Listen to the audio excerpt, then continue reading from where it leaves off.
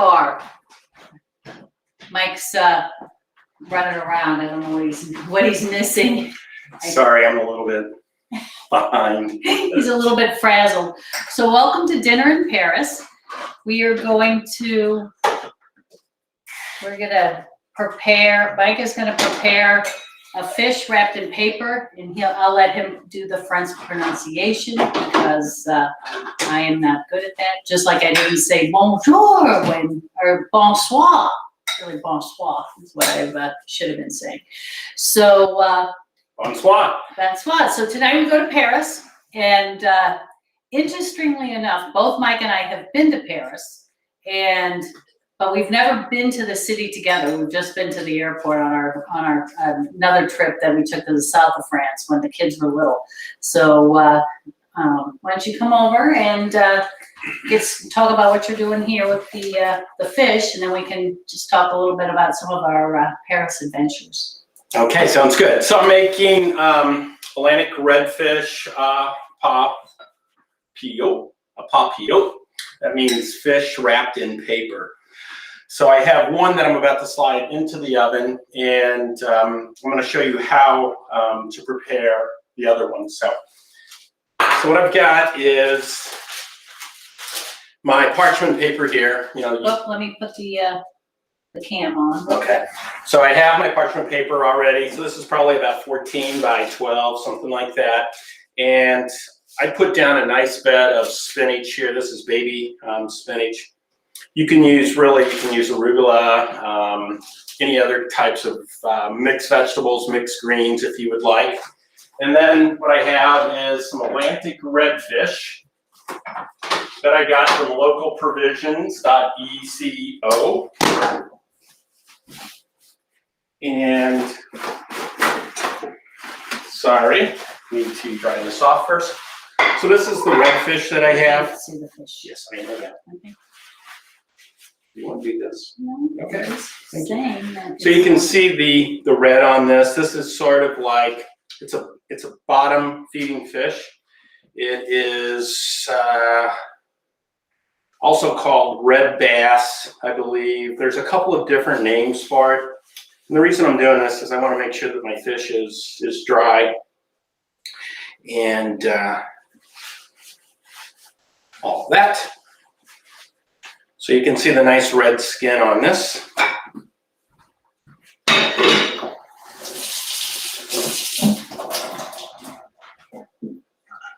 And now what I'm going to do is just sprinkle some salt and pepper over that. So I'm using tonight Duxbury sea salt. This is salt harvested right out of Duxbury Bay. Might do a little bit more on there.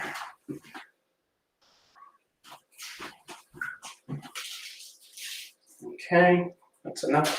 And then I'm going to sprinkle a little bit of pepper over that.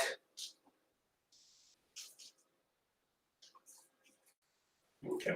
Now, what's nice about this dish is you can actually substitute in like yellow squash, summer squash, zucchini. You could do, the other night I made this, you can do some sliced onions if you would like. It's really a versatile dish. Okay, so then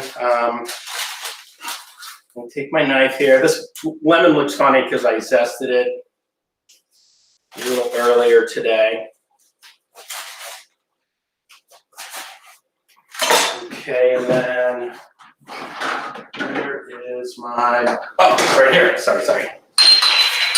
So what this is here, this is a combination of diced garlic,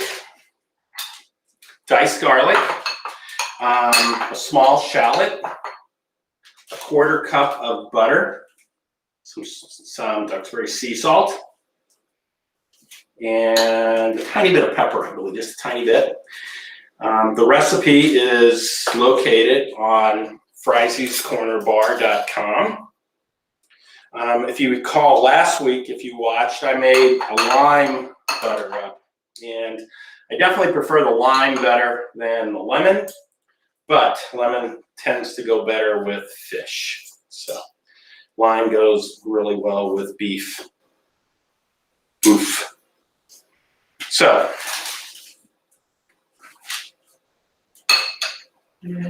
just Just a little bit more here. And there's a whole shallot mixed in with this as well. That's diced. Everything is diced very fine. You don't want anything big and chunky. So you could also put cherry tomatoes in along this. That's a popular serving with this. I'm just doing baby spinach, the butter, the shallots. And then I have other vegetables that I'm cooking over on the stove along with. I made a nice tossed salad, and then I made a garlic anchovy dressing that I've made. And so I'll show you all that in a second. So let me just show you how this is done. So oops, I got to put my lemon slices in. Yeah. Clearly, I didn't slice all the way through. Try to get a few of those seeds out. And my hands are very clean. I just got in from taking the trash out. No. So what you're going to do now is bring this up. And then you just want to give it a nice fold over.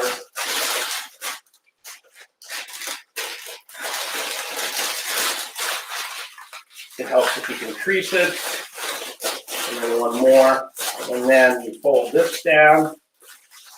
And then you're going to set it right here.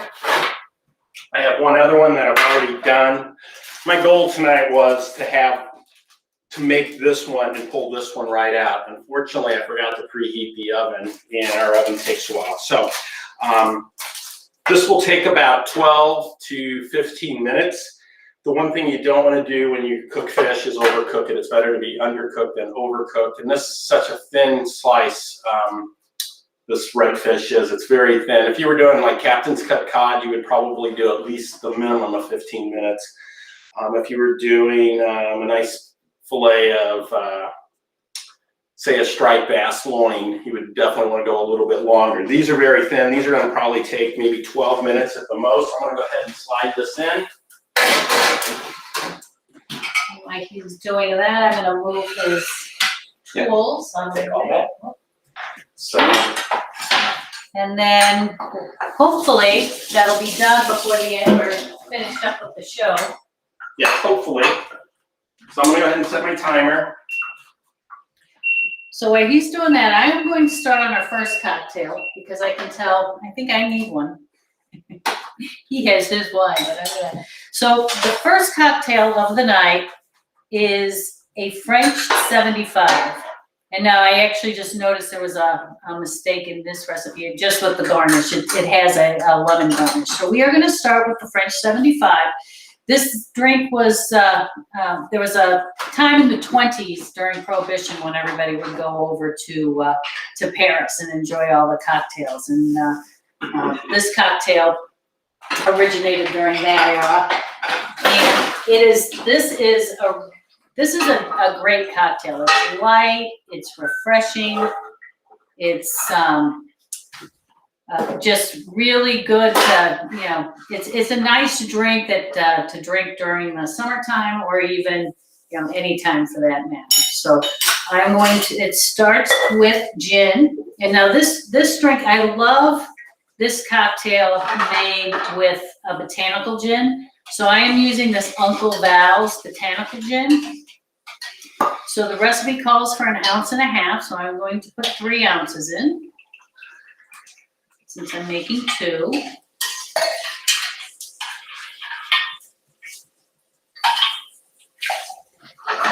And then it calls for 3/4 ounce of fresh squeezed lime juice. And as always, I fresh squeezed the lemon juice. I said lime. 3/4 ounce of a lemon juice. And you squeeze the lemons and then strain the pulp out. You don't want all of that pulp. So I'm going to do 1.5 ounces of the lemon juice. And then it has a 1/2 ounce of simple syrup. So I'm going to do 1 ounce of the simple.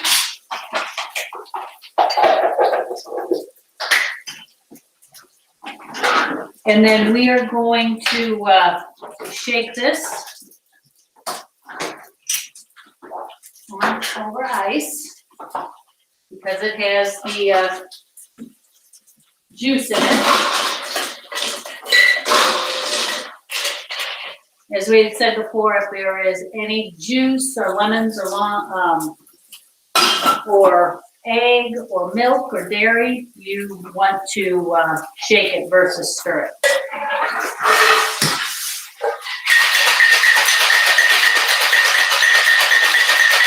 So how's everybody doing? You can take some comments. I think Mike is still trying to catch up from his forgetting to turn the stove on. I'm fine. Fine. So now we are going to double strain this into chilled champagne flutes. And if you don't have a champagne flute, wine glasses are fine. And as always, I just kind of go back and forth to make sure I'm getting equal measures in each glass. The thing about a champagne flute is you can't really kiss them because you can't kiss the tops because the bottom's touch but the top doesn't. So I'm getting a little over the edge. I'm going to set that off to the side. Now this drink is topped off with champagne or sparkling wine. And I just bought a little, I bought a 4-pack of bottles of champagne, which I actually like for mixing drinks because this drink just takes a little bit. So if you're not having a big party, there's really no reason to open up a full bottle of champagne. And then this will make about 4 cocktails just out of the 1 bottle. Now, if you had wanted to, change the flavor of the drink or a little bit, I love to put some lavender simple syrup into this cocktail. It goes really well with the gin. But it's not lavender simple syrup. I'm sorry. This is Lavender's Bitters. Lavender's Bitters, or you put the lavender simple syrup in, that works as well, or rosemary simple syrup, or thyme, any, because it is, the lemon base, any herb that goes well with lemons. And then this is garnished with a lemon twist. And so I made these little spiral lemon twists that I think look nice and pretty hanging off the side of the glass. So there is your French 75. Now to make that lemon twist, I used a channel cutter, and you just go around the lemon, and it makes a nice long strip. And then I just take it and I wrap it around one of my handy dandy glass straws, which I love. I use this for several other things, so it's a good tool. And I just put it in the freezer for like 5 minutes. To just kind of keep that kink in there, and then you have your French 75. There you go. Cheers, baby. Cheers. Love you. Salute. Okay, so I'm going to hide this recipe. And hi, Kevin. Kevin Schowe is here. Hey, Kevin. He's on YouTube, actually. Nice. It's good to see somebody on YouTube. And then Ken Pulse is here. How are you doing, Ken? Your mount looks nice, Ken. And no boobies tonight, Kevin. Oh, and Janet's here. Hi, Janet. We haven't seen you live. Hey, Janet. Thank you. We are having a great time. We always we love doing this. Oh, and then Ida. Hi, Ida. Thank you. I think it's going to be pretty darn good. So I'm looking forward to that. So I just want to taste this, and we were going to tell a couple stories about our favorite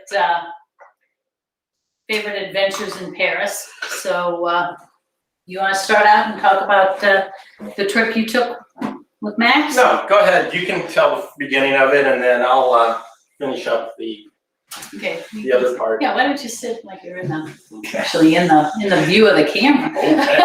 Sorry. So in 2011, Jake and I went to the World Scout Jamboree in Sweden. So Jake and I are in Sweden, so Mike and Max decide they are gonna go to Paris. But they traveled at different times. Mike went over first, and then Max went over. And Max was supposed to meet Mike at the train station. So I'm at the Jamboree in Sweden, and I get this frantic text from Mike saying, I can't find Max. And what happened is I went over and he flew over like 4 days later.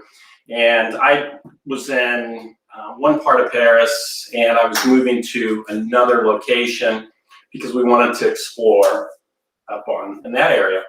And so I said, I'll meet you at Gare du Nord and I'll meet you right out front. Gare du Nord is the north train station in Paris.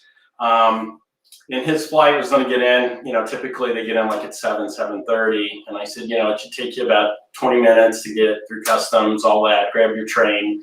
I gave him the train number, the name of the train to catch, where to get off. So like 9:30, 10 o'clock, there's no Max.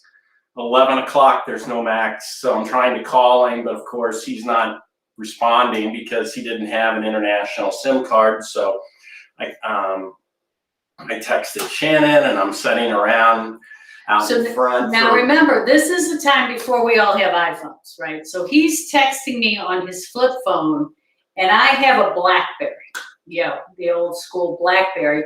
And he's asking me to call the airlines, to track the flight. Because I have no way to look up the phone number for the airline or anything. I'm in this little, like tent in the middle of some camp in Sweden trying to do all of this.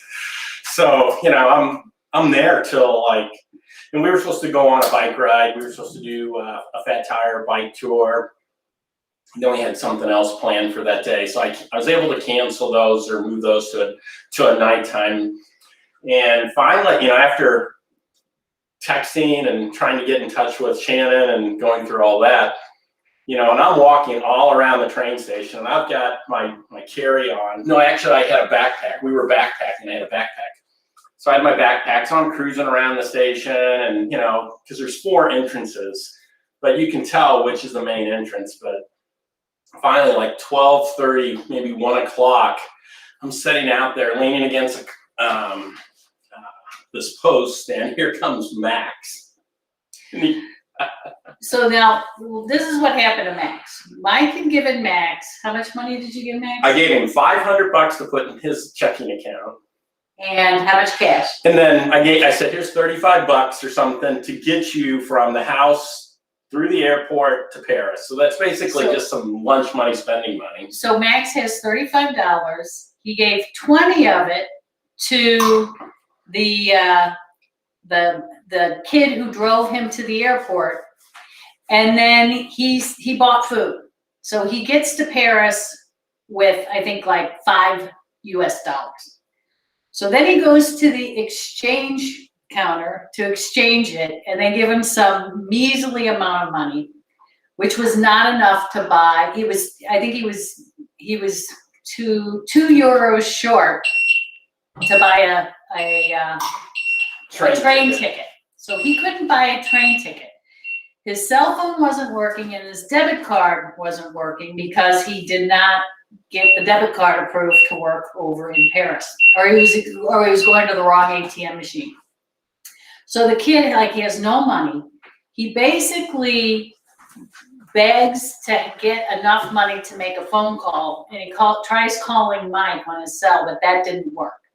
But as he was hanging up the phone, when he hung up the phone and the money came out, 2 extra euro came out of the phone machine. So he had enough money, just enough money to buy a train ticket to get into Paris. So that is our story about Mike going to Paris. So Carolyn says, fancy trick with the lemon peel on the straw. It is. It's actually a good little handy tip. So I'm going to go ahead and make a sidecar. Yeah. Are you ready to? No, I think, go ahead. I have about a minute or 2 to go. And I think if you find that way I can dish up and not be under the gun. this drink is really good. With that botanical gin, it just really is light and refreshing and crisp. Okay, so now I'm gonna make a sidecar. This is also another classic. This is, I think we made blackberry sidecars a few months ago when blackberries were in season. So I'm going to put the sidecar recipe up. So the sidecar recipe is 2 ounces of cognac, which, and as we've discussed in other shows, cognac is a brandy that's produced in the Cognac region of France. So it is a French product. So we're doing 2 of these. So I'm going to do 4 ounces.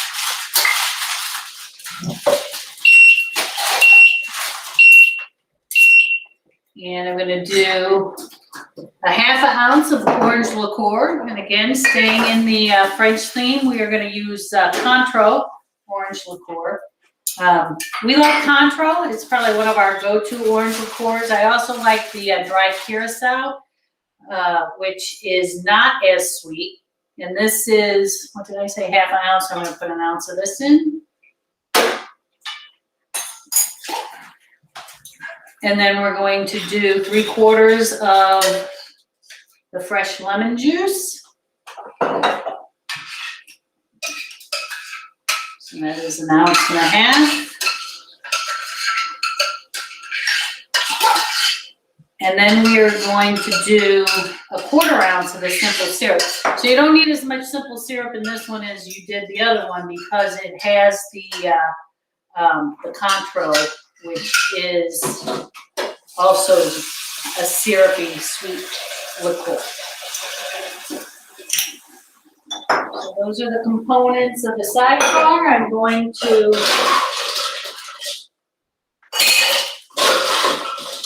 fill my shaker with ice. Again, this is a shake and drink.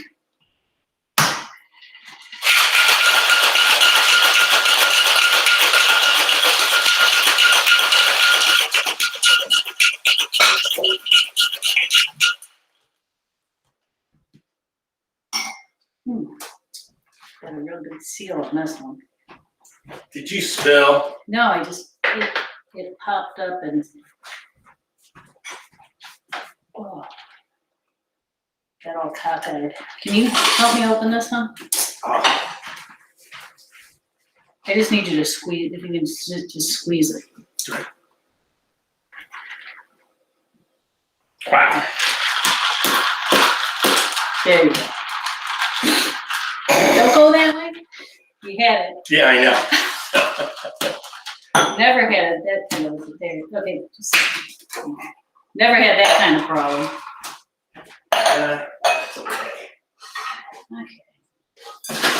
I just wanted everybody to see how strong Mike was. His muscles. He worked so hard for it. And now, a lot of the recipes that you will see for this cocktail call for a sugar rim. So they put a sugar rim on there. I am not a fan of the sugar rim. The sugar rim, first off, it makes whatever is in your drink too sweet because you already have enough sweetness in a good mixed cocktail. But it also, like, it melts, and it melts down the glass, and it gets your fingers all sticky. It becomes a big sticky mess. Yeah, so I avoid sugar rims. So we're not going to put a sugar rim on this cocktail.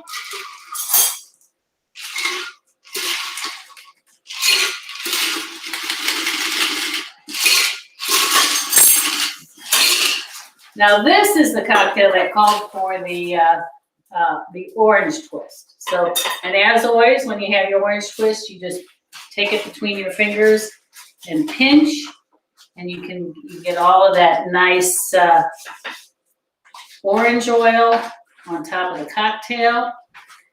And that is your sidecar, which is also a very nice drink. Okay, so I'm gonna hide this recipe. How you doing over there, babe? Good. Okay, so Kevin Shelley says That's a G. Not sure what that means. But unless it got cut off. So after that trip to Sweden, I actually went over to Paris for my aunt wanted to. We all went over for my aunt's one of her birthdays. My sister and my mother and I and my aunt. And we stayed in this great flat. But my favorite thing was going to the palace, Trocadero.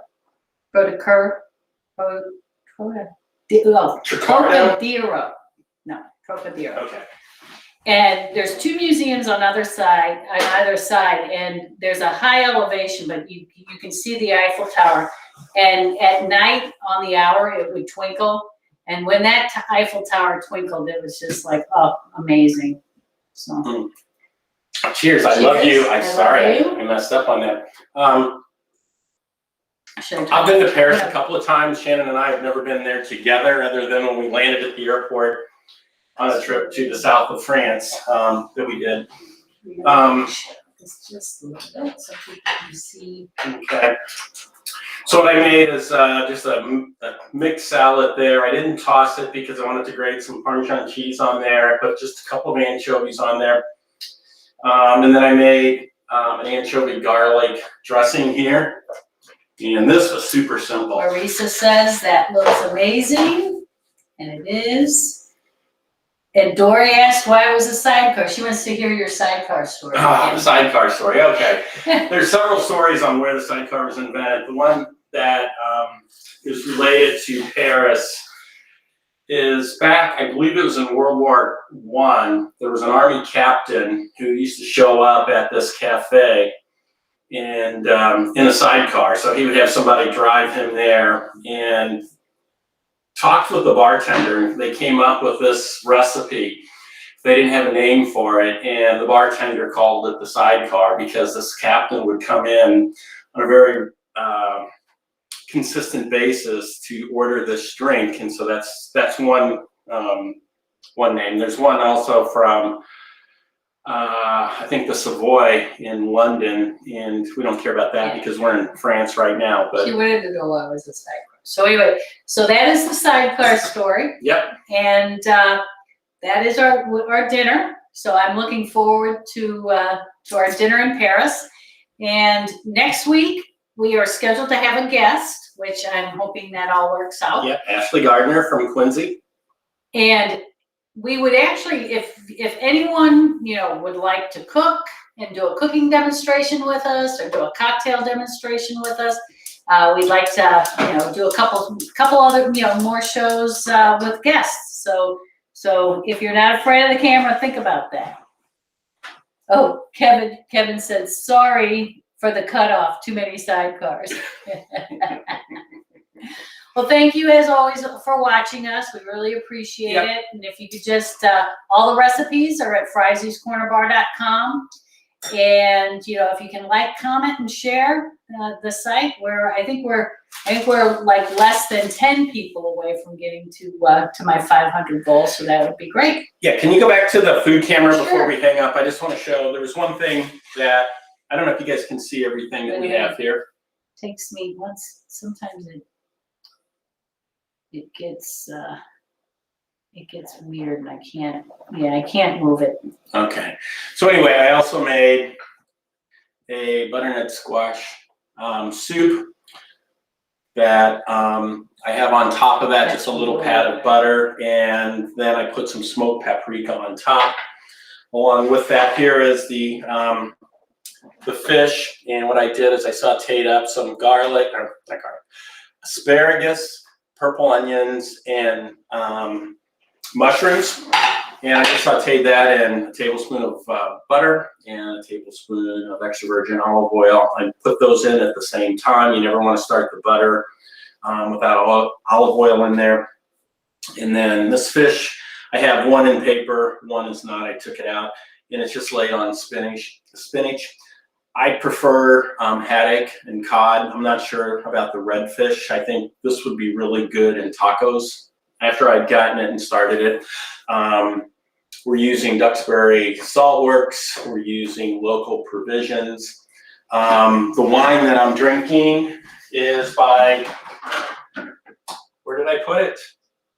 Is from Scout and Cellar, Kelly Brennan Dwight.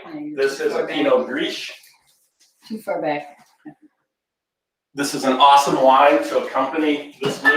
It's a light, easy wine, not too sweet. As would be a French poulet fuset. Yes. That's one of my favorites. We call it something else, but anyway. Yeah. A white Chablis, or white Bordeaux would be very good if you wanted. A rosé would be also very nice. I had a French rosé down there I was going to pull out. Also, if you wanted to do a red, you'd want something on the lighter side for that. So on friesiescornerbar.com, where this recipe is, I have some wine recommendations. You can check those out. The Sidecar goes excellent with this meal. So it's well, and I think the French 75 actually goes really well. I just love Sidecar. I know. So, Yeah. They used to call me Sidecar Shanny. Yes. I used to. There was one summer that was what I drank. So it's bon appetit for us. Have a great evening, great weekend. Please like, share, and comment. We're always looking for comments. If there's things you'd like us to prepare, if there's some place you'd like us to consider going to, just throw it out there. We're always open for suggestions. We kind of, this is our way to be out during these COVID times. And it's kind of like we have people in our kitchen and we're all hanging out. So, okay, well, we love you all. Bye-bye.